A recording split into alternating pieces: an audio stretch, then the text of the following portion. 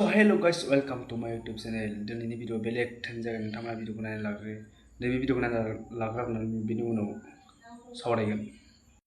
नै लोगोफोर आं नोंसोरखौ मोनसे खोथा बुंनो सानो आरोना नोंसोरो मालाबाबो गुबुननि हारिजों हाबा दाजा आं जेरै फस्थायनाय बायदि फस्थायगोन मिन्थिबाय। नै दैज्लां बोथोरा सफैलायबायसो ना हाबा जाजेननायनिफ्रायनो ना अमा बेदर मोनजादों ना एम्बु बेदर मोनजादों ना साम' ओंख्रि मोनजादों ना सबाय ओंख्रि मोनजादों ना अनला ओंख्रि मोनजादों ना एम्बु बेदर मोनजादों जेबो मोनजाया मिन्थिबाय। गुबुन हारिफोरजों दा हाबा जाखा जोंनि हारिनि ओंख्रिफोरखौ मोनजाखानाय नङाबो जेसे जानो लुगैयो आङो थेवबो मोनजाया मिन्थिबाय।